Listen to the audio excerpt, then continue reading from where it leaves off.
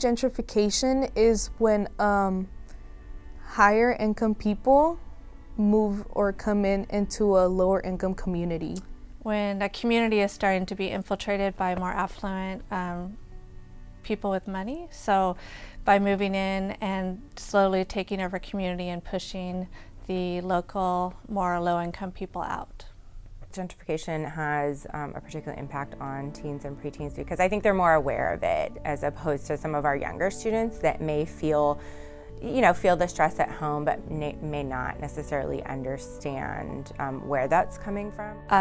They're being forced to move, which is, as a young child, having to have a break in your education system is traumatic. To have to leave your friends and your community and go to a whole new school because you can't afford to live in your home community anymore, that's huge. And being at school, if you're hungry or homeless or facing all of that outside, it's really hard to focus and be present in your academics as well.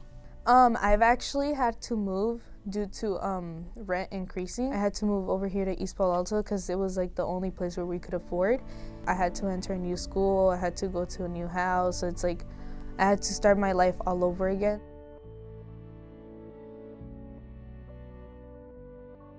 I'm in a situation where I might have to move myself in the near future just to try to give my kids a better space, if you will. We don't have our own space right now, so we're kind of sharing a home. And that, I'm just trying to do better so they can have what they need. Families that I know that get sad because it's like all their memories are here, and then a lot of them have to move like hours away from their community.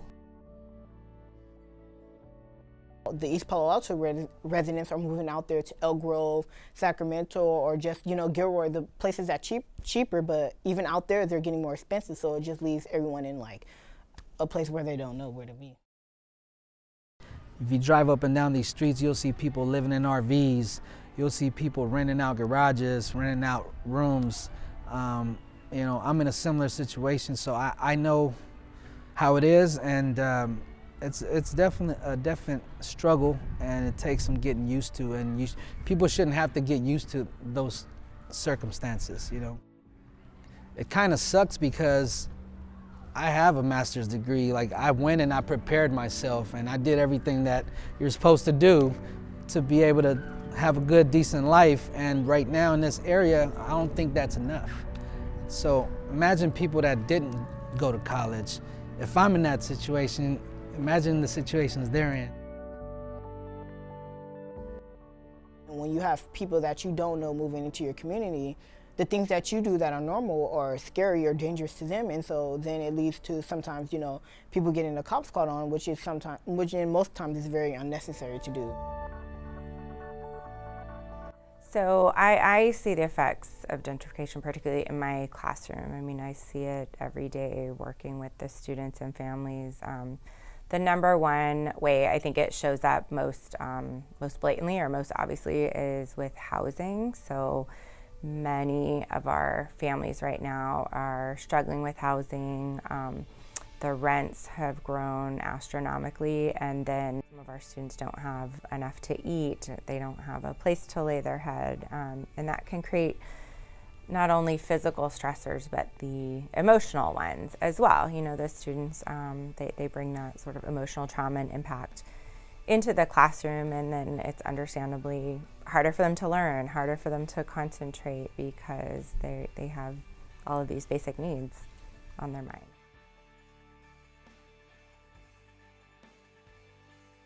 I do believe there's a huge threat that one of the public schools in East Palo Alto will be closing in the near future.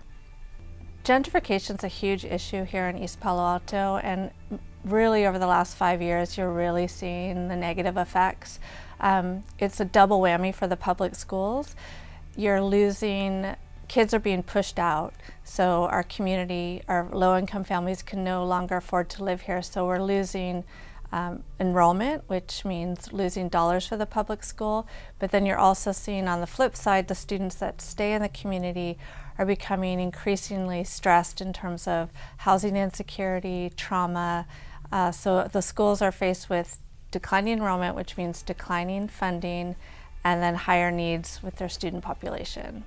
Low-income school districts like East Palo Alto get their funding based on attendance and enrollment, whereas schools in Palo Alto and Menlo Park and Los Altos get their funding from tax base. So when you have a low-income area and you rely on state funding based on your enrollment, that's a big difference. And then if you have a district like this one that shrunk by half in a 20-year period, you're losing half of your operating budget with the same amount of schools. So how do you maintain all of that without closing a school when you're losing your funding?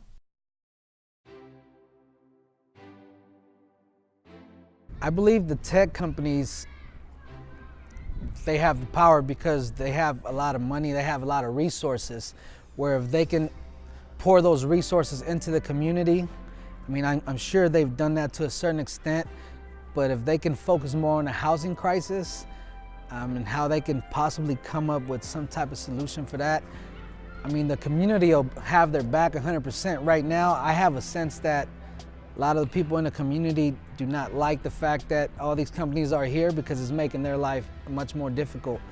When gentrification was coming into East Palo Alto, it was just a little, but you could see that it's been growing more and more. So like it's gonna grow no matter what. And then at this point it's just like outreach to people, try to get them to like to be part of like solving the problem. And it's just you're like, it's all on us, because like if we don't raise our voice, then nothing's gonna happen.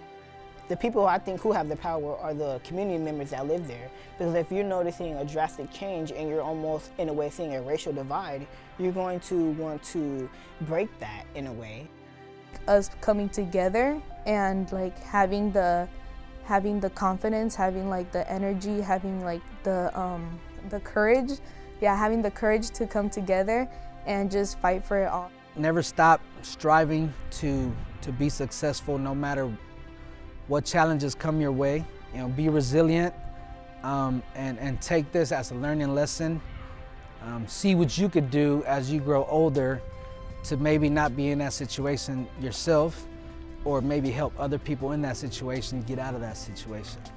Kids here are brilliant and talented and amazing. They just need that equal opportunities, equal access.